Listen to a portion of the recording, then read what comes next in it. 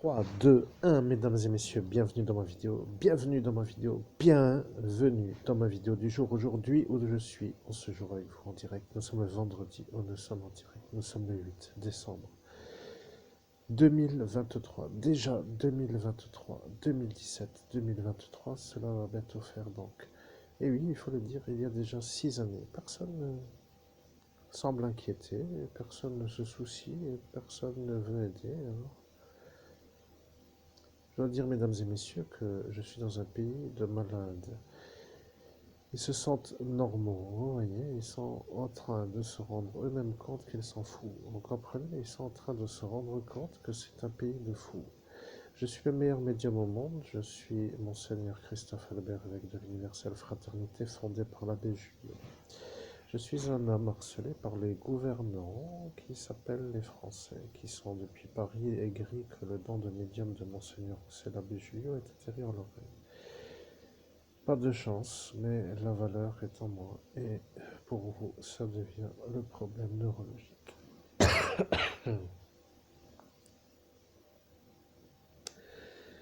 Le problème avec les homosexuels, c'est qu'ils se croient en droit d'être ceux qui dirigent. Vous voyez, ils sont en train de comprendre qu'il y a un problème. Je sais que ça paraît anormal, mais ce que je vais dire s'appelle un genre de catégorisation de la société française. Il y a une société qui ne veut pas d'homosexuels et il y a une société homosexuelle qui ne veut pas d'hétérosexuels.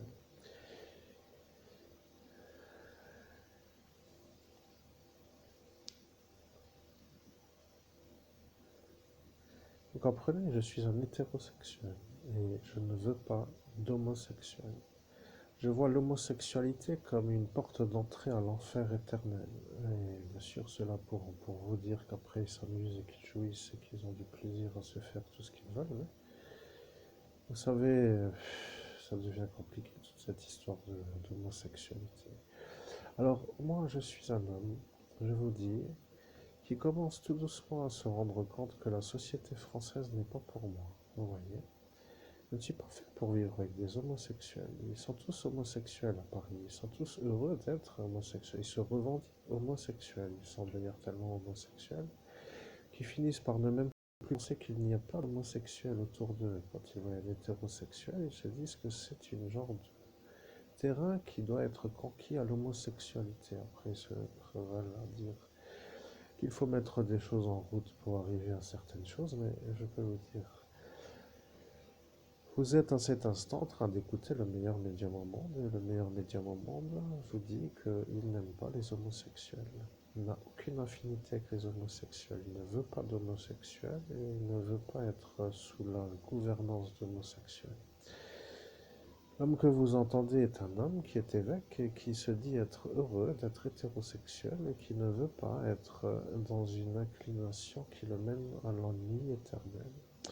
Texte biblique à l'appui si cela connaissent encore l'écriture originelle, mais cela n'étant donc encore pas trop armé, parce qu'ils vont dire qu'après ils trouveront une phrase qui n'est plus la phrase que moi je dis pour me faire partie moi sur leurs problèmes à eux. Je vais vous dire quand même que le problème avec l'homosexualité, c'est qu'il y a dans l'être humain une sorte de névrose. Vous voyez, il y a une névrose à la non-possibilité d'aimer le sexe opposé. Je précise que Dieu a créé l'homme pour la femme et la femme pour l'homme et qu'il veut que ce soit comme cela.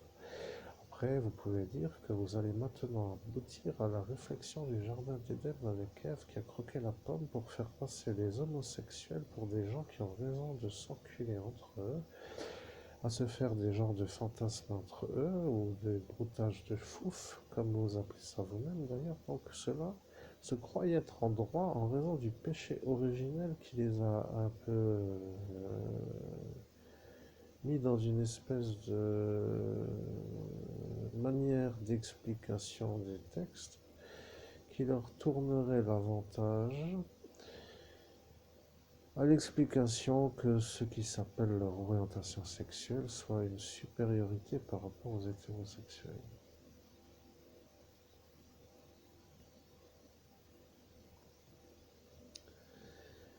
Vous comprenez, il y a ce que j'appelle tout simplement une médiumnité et il y a ce que l'homme humain pense de ce que moi, le Ayanai, dit. Ce qui veut dire que l'homme que vous entendez est un médium qui en cet instant est en train de dire ce que dit son Ayenai.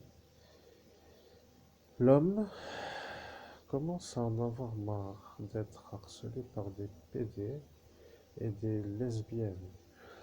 Et il commence à voir ce troupeau d'anormaux comme une genre de parasitage de la beauté qui s'appelle la vie à avoir. Il voit que les humains commencent à être malades et il ne comprend pas pour quelle raison ceux qui sont homosexuels se trouveraient être en droit d'être supérieurs aux hétérosexuels. Et bien entendu, après arrive l'idée, parce que si tout ce monde est homosexuel et qu'après ils se disent heureux d'être homosexuels, que voulez-vous répondre à ça? Vous voyez,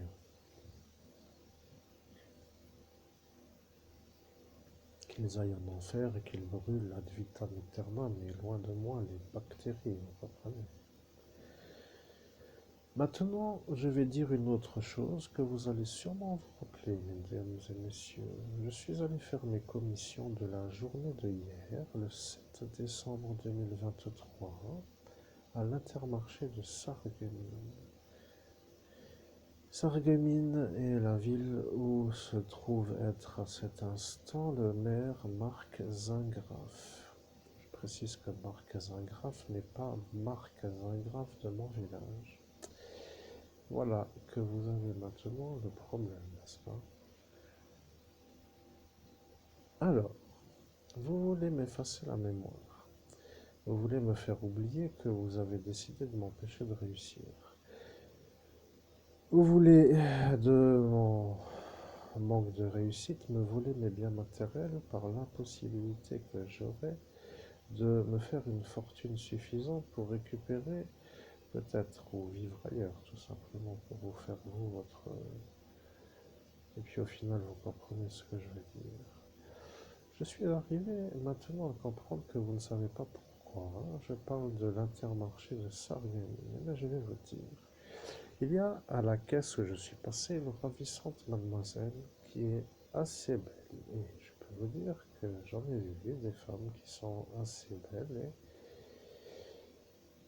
Et il y en a qui sont assez jalouses de moi parce que la madame qui se trouve en face de la caissière qui est assez belle dont je parle est une genre de femme avec des cheveux courts, ce qui pourrait être catégorisé comme une genre d'homosexuelle féminin dominatrice, pour dire que les féministes comprendront que l'explication s'appelle la catégorisation du genre sexuel par l'apparence physique dévoilée. Bon, je peux dire que la conversation ne plaît pas à tout le monde. Si vous êtes homosexuel, il n'y a qu'une seule chose à faire. Plan cul absolument néant. Vous comprenez? Oubliez tout de suite, ça ne m'intéresse ni de vous faire la rondelle, ni de me faire faire la rondelle par des fous, malades, dégénérés, qui sont bons pour l'enfer. Point final. Maintenant, je vais dire que elle, qui se trouve en face de la ravissante caissière, se trouve être une femme qui est venue dans la soirée du 17 au 18 mai 2017 dans la ville de Metz, devant le Troubadour Bar, qui s'appelle le bar qui s'appelle Troubadour Bar, à côté de cet instant du kebab qui s'appelle Coco Kebab.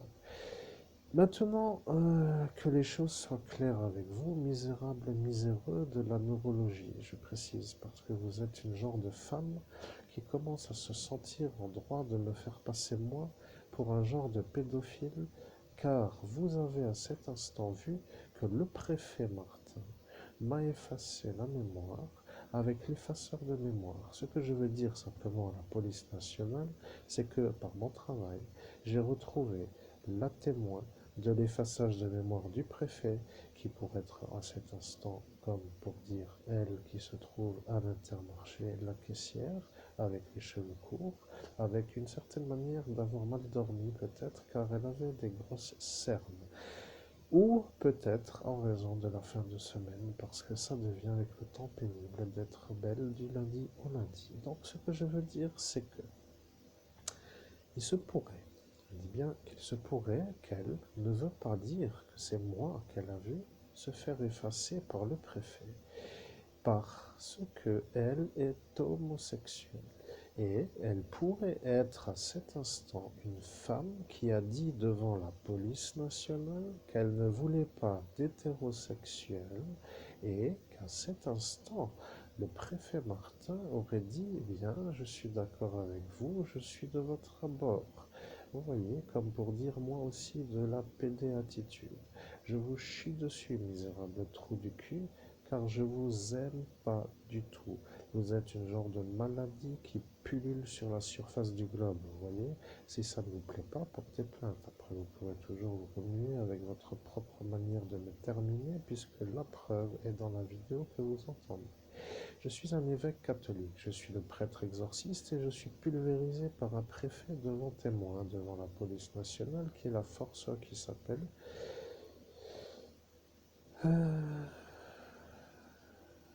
je ne sais pas.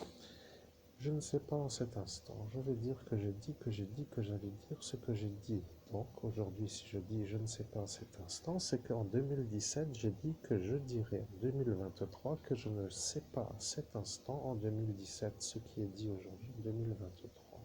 Ceci s'appelle un saut quantique. Le saut quantique me permet de retrouver les conversations du passé. Bien sûr, si je commence avec les sauts quantiques, vous allez chauffer, parce que vous allez dire que cet évêque commence à nous mettre une turbine. Vous voyez, la turbine de Forbach, qui s'appelle le lieu pour exercer la réussite, est une genre de lieu qui n'est pas un lieu qui m'est adapté, car lorsque je suis dans une turbine, je suis vu dans un monde parallèle comme quelqu'un qui monte d'un étage spirituel et qui est vu comme étant monté par une turbine. Ça paraît incroyable à dire, mais pour ceux qui comprennent le monde au-delà du monde des cinq sens humains et qui ont ouvert leur troisième œil, ils peuvent dire que c'est ça que tout le monde voit. Alors, lorsque moi je serai dans la turbine de Forbach, je serai vu par un démon qui détruit ceux qui montent par la turbine. C'est ça, la vérité. Pour l'instant, je ne suis pas encore allé dans la turbine et je n'ai pas du tout envie. Parce que mon seul souci, c'est d'avoir de l'argent pour m'équiper en matériel informatique pour faire mon livre. Je précise que je commence à me sentir harcelé par des miséreux de la réussite qui me voient devant eux accéder à quelque chose qu'ils n'auront jamais. Comme les petites filles coquettes de cet instant de leur jeunesse à admirer une Miss qui devient tout simplement ce qu'elles ne seront jamais. Arrive l'instant où pullule une autre foisonnade de l'émotionnel qui s'appelle une jalousie maladive sur le vis-à-vis, vous comprenez? Cela devient un peu pour moi facile à expliquer parce que je suis le meilleur médium au monde, oui.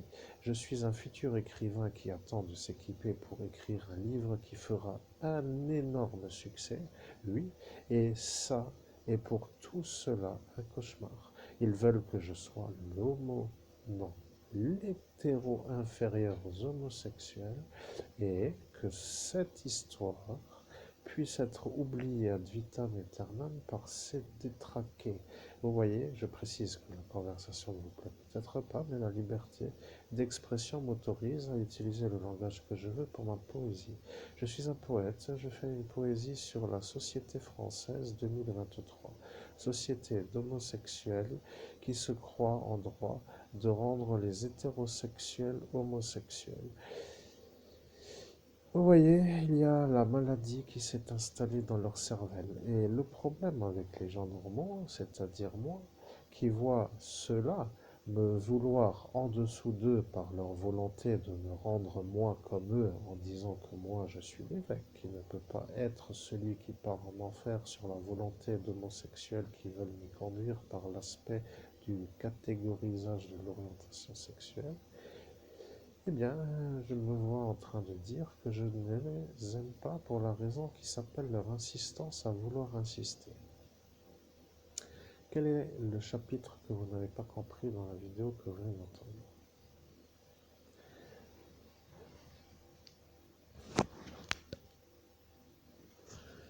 Mesdames et messieurs, je suis en train de vous dire, pour que les choses soient comprises après 15 minutes d'effort de mon temps libre pour vous faire comprendre que le témoin de l'effaçage du préfet Didier Martin dans la ville de Metz Code postal 57 000 France, pays des droits de l'homme, s'appelle la caissière de l'Intermarché de Sarreguemines. Celle qui a les cheveux courts et qui est une genre de femme qui n'aime pas les hétérosexuels. Alors, la question que vous devriez vous poser, c'est pour quelle raison une femme qui n'aime pas les hétérosexuels devrait dire qu'elle a vu que le préfet m'a effacé, puisque le préfet est aussi homosexuel, comme elle. Bienvenue dans ma petite famille de malades, pour ainsi dire, de la cervelle qui déglingue ou qui est déjà malade, vous voyez.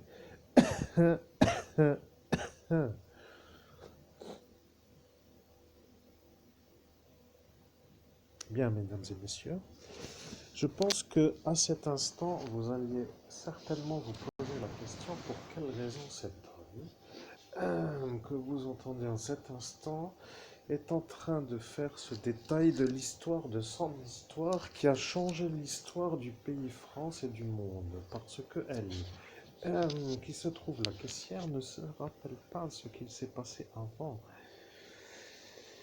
Et bien entendu, lorsqu'elle se trouve être à voir que le préfet m'efface la mémoire, elle ne veut pas témoigner parce qu'elle a dit qu'elle préfère voir un homosexuel effacer un hétérosexuel pour qu'elle puisse avoir plus de matière. Vous voyez ce que je veux dire? Elle veut effacer un concurrent de son broutage.